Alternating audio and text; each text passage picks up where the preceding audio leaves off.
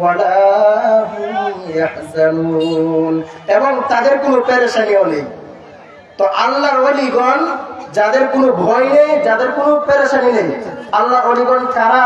আল্লাহ তাআলা কুরআনুল কারীমের মধ্যে দ্ব্যর্থহীন কণ্ঠে বলে দিয়েছেন, আল্লাযীনা আমানু ওয়া কানু ইয়াত্তাকুন, যেই ব্যক্তি ঈমান আনলো এবং আল্লাহ তাআলাকে ভয় করলো তারা হচ্ছে আল্লাহ তাআলার বন্ধুগণ।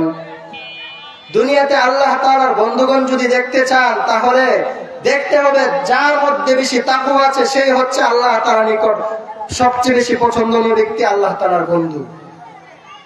আমরা ঢালাও ভাবে মনে করি যে এই আয়াত বুঝি অনেক পাগল, অনেক যারা লম্বা চুল রাখে, যারা বাবরি রাখে তাদের জন্য বুঝি এই আয়াত প্রযোজ্য। না না, এই আয়াতের প্রযোজ্য এই আয়াত কার জন্য এটা আল্লাহ তাআলা পরবর্তীতে বলে দিয়েছেন, আল্লাযীনা আমানু ওয়া কানু ইয়াত্তাকুন, যারা ঈমান আনবে এবং আল্লাহ তাআলাকে ভয় করবে তারাই হচ্ছে আউলিয়াউল্লাহ।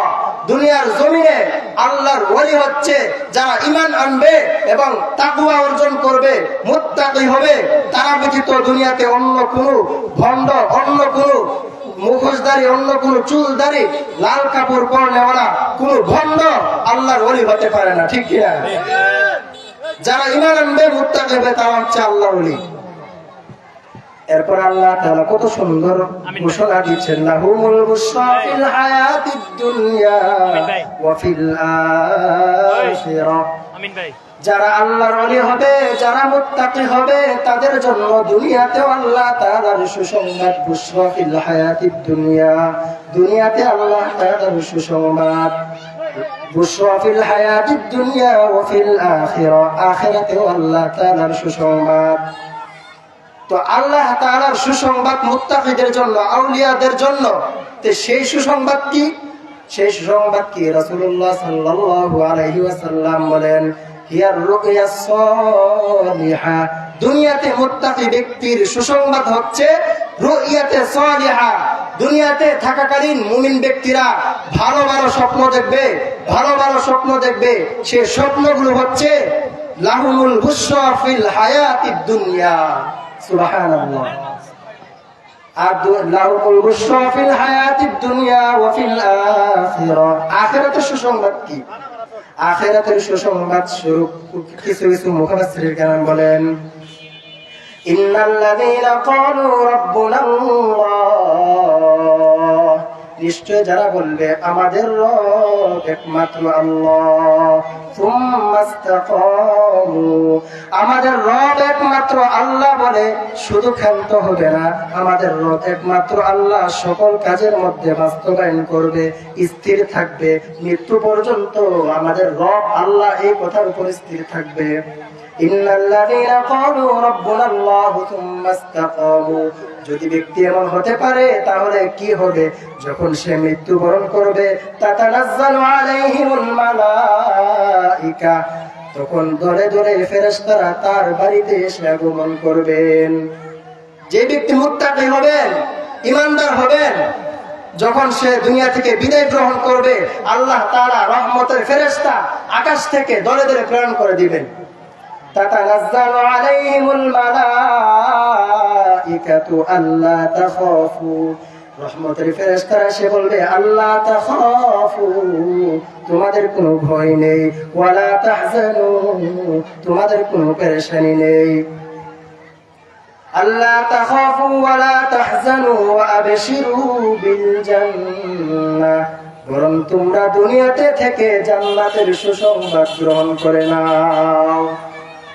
তো বুশরা ফিল হায়াতিদ দুনিয়া ওয়া ফিল আখিরাহ, এই আখিরাতে আল্লাহ তাআলার সুসংবাদ হচ্ছে যে ব্যক্তি মুমিন হয়ে তাকওয়া অর্জন করে দুনিয়া থেকে বিদায় গ্রহণ করবে, তখন একদল ফেরেশতাদেরকে আল্লাহ তাআলা জমিনে প্রেরণ করে দিবেন।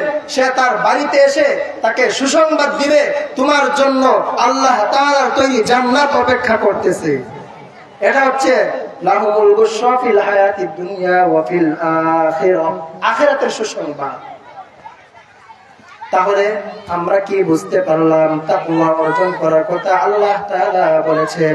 এখন তিরমিজি শরীফের এক হাদিসের মধ্যে আল্লাহ রাসূল সাল্লাল্লাহু আলাইহি ওয়াসাল্লাম বলেন, وعن أبي هريرة رضي الله تعالى عنه قال قال رسول الله صلى الله عليه وسلم لرجل হযরত আবু হুরায়রা রাদিয়াল্লাহু আনহু থেকে বর্ণিত, রাসূলুল্লাহ সাল্লাল্লাহু আলাইহি ওয়াসাল্লাম এক ব্যক্তিকে বলেন, উসিকা বিতাকওয়াল্লাহ, হ্যাঁ ব্যক্তি, আমি তোমাকে আল্লাহ তাআলার ভয়ের ওসিয়ত করতেছি, আমি তোমাকে আল্লাহ তাআলার ভয় করার আদেশ করতেছি। ওয়াত্তাকবীর আলা কুল্লি শারাফিন, এবং প্রত্যেক নিচু ভূমি থেকে উঁচু ভূমিতে ওঠার সময় প্রত্যেক কদমে কদমে বলবে আল্লাহু আকবার, আল্লাহু আকবার, আল্লাহু আকবার। কত সুন্দর উপদেশ দিয়েছেন রাসূল সাল্লাল্লাহু আলাইহি ওয়াসাল্লাম। যখনই থাকবে, যেখানেই থাকবে, যে অবস্থাতেই থাকবে আল্লাহ তাআলাকে স্মরণ করবে, যে অবস্থাতেই থাকবে আল্লাহকে ভুলে যাবে না। উসিকা বিতাকওয়াল্লাহ, আমি তোমাকে ওসিয়ত করছি, আমি তোমাকে আদেশ করতেছি আল্লাহ তাআলার ভয়ের। যেখানেই থাকবে সেখানে আল্লাহ তাআলাকে ভয় করবে। তাহলে এই ভয় করতে হবে আমাদেরকে। অন্য এক হাদিসের মধ্যে আল্লাহর রাসূল সাল্লাল্লাহু আলাইহি ওয়াসাল্লাম বলেন, ওয়ান আবি সাঈদ আল-খুদরি রাদিয়াল্লাহু তাআলা আনহু قال عن رسول الله صلى الله عليه وسلم قال إن الدنيا حلوة خضرة, নিশ্চয় দুনিয়া হচ্ছে লোভনীয় সুবনীয়। দুনিয়ার চাকচিক্য, দুনিয়ার সৌন্দর্য, দুনিয়াটা হচ্ছে অনেক সুন্দর, দেখতে অনেক সুন্দর। যেমন আল্লাহ তাআলা কুরআনুল কারীমের মধ্যে বলেন দুনিয়াতে মানুষকে কিভাবে দেওয়া হয়েছে, যুয়িনা লিন-নাসি হুব্বুশ শাহাওয়াত, মানুষের জন্য শাহওয়াত, মানুষের আকাঙ্ক্ষাকে আল্লাহ তাআলা সুসজ্জিত করে দিয়েছেন। যুয়িনা লিন-নাসি হুব্বুশ শাহাওয়াতি মিনান নিসা, মানুষ ব্যক্তি মহিলার প্রতি আকৃষ্ট হবে, এটা আল্লাহ তাআলা লিখে দিয়েছেন। হুব্বুশ শাহাওয়াতি মিনান নিসাই ওয়াল বানিন, সন্তানের প্রতি মহব্বত থাকবে। ওয়াল কানাতিরিল মুকান্তারাতি মিনাজ যাহাবি ওয়াল ফিদ্দা, স্বর্ণরূপার প্রতি মানুষের মহব্বত থাকবে। এটা আল্লাহ তাআলা দুনিয়ার মধ্যে মানুষের চোখে সুসজ্জিত করে দিয়েছেন। তো এই কথাটাই আল্লাহ রাসূল সাল্লাল্লাহু আলাইহি ওয়াসাল্লাম বলেন, ইন্নাদ দুনিয়া হুলওয়াতুন খাদিরা, নিশ্চয় দুনিয়া হচ্ছে মিষ্ট, সুবনীয়, লোভনীয়। দুনিয়ার লোভ মানুষের অন্তর থেকে যেতে চাবে না। দুনিয়ার লোভ মানুষের অন্তরে থাকবেই থাকবে, কারণ দুনিয়াটাকে আল্লাহ তাআলা ওইভাবে সাজিয়ে দিয়েছেন। মানুষের মহব্বত অন্তরে পয়দা হবে, দুনিয়ার লোভ লালসা পয়দা হবে, মাল সম্পদের প্রতি আকাঙ্ক্ষা আসবে, কিন্তু সব আকাঙ্ক্ষাতে বাদ দিয়ে আল্লাহ তাআলাকে তোমার পেতেই হবে। দুনিয়ার মানুষের চিন্তা করবে, তবু আল্লাহ তাআলাকে ভুলতে পারবে না। আল্লাহর রাসূল বলেন, ইন্নাদ দুনিয়া হুলওয়াতুন খাদিরা ওয়া ইন্নাল্লাহা তাআলা মুস্তাখলিফুকুম ফিহা, দুনিয়া লোভনীয় সুবনীয়, কিন্তু আল্লাহ তাআলা তোমাদেরকে এই দুনিয়ার জমিনে পাঠিয়েছেন খলিফা হিসাবে। এই দুনিয়ার জমিনে তোমাদেরকে পাঠিয়েছেন দায়িত্ব দিয়ে। আল্লাহর রাসূল সাল্লাল্লাহু আলাইহি ওয়াসাল্লাম অন্য হাদিসের মধ্যে বলেন, আলা কুল্লুকুম রাঈন ওয়া কুল্লুকুম মাসউলুন আন রাইয়াতিহি, দুনিয়ার প্রত্যেকটা মানুষ দায়িত্বশীল। একজন বাবা সে দায়িত্বশীল তার সন্তানাদিদের উপর, একজন চেয়ারম্যান সে দায়িত্বশীল, একজন মেম্বার সে দায়িত্বশীল, একজন ইমাম দায়িত্বশীল, একজন সমাজের নেতা দায়িত্বশীল। দুনিয়ার প্রত্যেকটা মানুষ দায়িত্বশীল। তোমাদের প্রত্যেককে তোমাদের দায়িত্ব সম্পর্কে জিজ্ঞাসা করা হবে।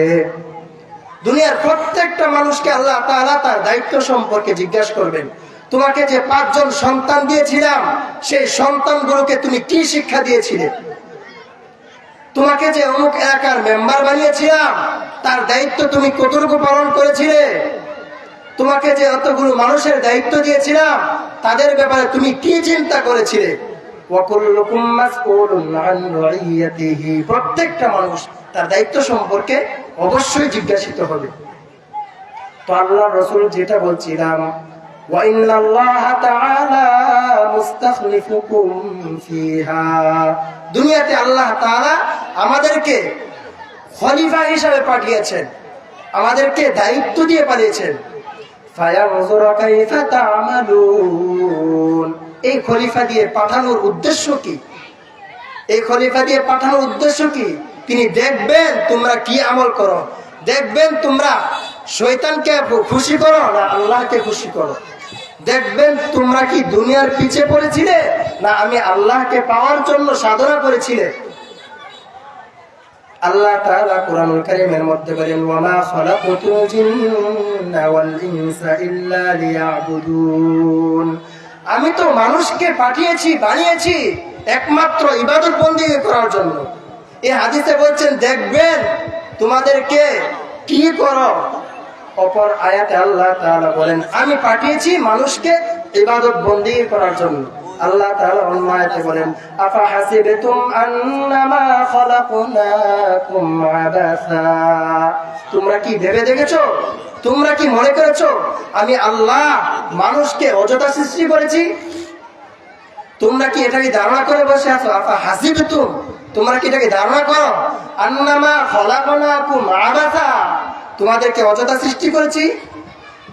ওয়ান্নাকুম ইলাইনা লা তুরজাউন, আর তোমরা কি আমার নিকট আসবে না, আমার নিকট প্রত্যাবর্তন করবে না? তো আমরা কি বুঝলাম? আমরা দুনিয়াতে দায়িত্বশীল, আমরা দুনিয়াতে খলিফা। ফায়ানজুরু কাইফা তা'মালুন, কি আমল করো এটা দেখবেন। এই কথা বলার পর রাসূলুল্লাহ সাল্লাল্লাহু আলাইহি ওয়াসাল্লাম দুইটা জিনিস থেকে মানুষকে ভয় করার জন্য বলছেন। ফাত্তাকুদ দুনিয়া, এক নম্বর হচ্ছে দুনিয়া থেকে বেঁচে থাকো। দুনিয়া থেকে বেঁচে থাকো মানে কি? এর অর্থ হচ্ছে দুনিয়াতে তুমি 5 ওয়াক্ত নামাজ পড়ে দুনিয়ার কাজ কর্ম করো, কোনো অসুবিধা নেই। দুনিয়াতে তুমি ঘুম থেকে উঠে ফজরের সালাতটা জামাতের সাথে আদায় করে তুমি তোমার কাজে বের হয়ে যাও, আর কাজ করতে থাকো, আর মনে মনে আল্লাহ আল্লাহ জিকির করতে থাকো। এমন যদি করো, তুমি দৈনিক 5 ওয়াক্ত নামাজ পড়ো, রোজা রাখো। অন্য হাদিসের মধ্যে আল্লাহ তাআলা বলেন, وعن أبي أمامة رضي الله تعالى عنه سمعت رسول الله صلى الله عليه وسلم في حجة الوداع, হযরত আবু উমামা রাদিয়াল্লাহু আনহু বলেন আমি রাসূলুল্লাহ সাল্লাল্লাহু আলাইহি ওয়াসাল্লামকে বিদায় হজ্জের ভাষণে বলতে শুনেছি। খতবান নবী সাল্লাল্লাহু আলাইহি ওয়াসাল্লাম, উসিকুম বিতাকওয়াল্লাহ, আমি তোমাদেরকে আল্লাহ তাআলার ভয় করার আদেশ করছি। ওয়াসাল্লু খামসাকুম, 5 ওয়াক্ত নামাজের আদেশ করছি। ওয়াসুমু শাহরাকুম, রমজান মাসের রোজা রাখার আদেশ করছি। ওয়াআদ্দু যাকাতা আমওয়ালিকুম, এবং যাদের সামর্থ্য আছে, যারা সামর্থ্যবান তাদের যাকাত আদায় করো। ওয়াতিউ উমারাআকুম, এবং তোমাদের প্রতিনিধি যারা তাদের আনুগত্য করো। তাদখুলু জান্নাতা রাব্বিকুম, এই কাজগুলো যদি করো তাহলে তোমরা তোমাদের রবের জান্নাতে আনন্দ চিত্তে প্রবেশ করতে পারবে। সুবহানাল্লাহ, কত সহজ করে দিয়েছেন ইসলামটাকে আল্লাহ রাসূল আমাদের জন্য। তাহলে ফাত্তাকুন দুনিয়া ওয়াত্তাকুন নিসা, দুনিয়া থেকে বেঁচে থাকবে। আমাদের একজন লেখক বলেছেন, আরে মানুষ দুনিয়াতে থাকবে, ব্যক্তি দুনিয়াতে থাকবে, যেমন একটা মানুষ নৌকাতে পানি থাকবে, এটা স্বাভাবিক জিনিস, নৌকার উপর পানি থাকবে স্বাভাবিক, কিন্তু পানি যদি নৌকার উপর আসে সেটা অস্বাভাবিক হয়ে যায়। ঠিক তেমনি ভাবে মুমিন ব্যক্তি দুনিয়াতে থাকবে, এটা স্বাভাবিক, কিন্তু দুনিয়া যদি মুমিন ব্যক্তির ভিতরে প্রবেশ করে এটা অস্বাভাবিক হয়ে যায়, সে আল্লাহ থেকে বিচ্ছিন্ন হয়ে যাওয়ার আশঙ্কা থাকে। এই জন্য দুনিয়াকে আমাদের ভিতরে প্রবেশ করা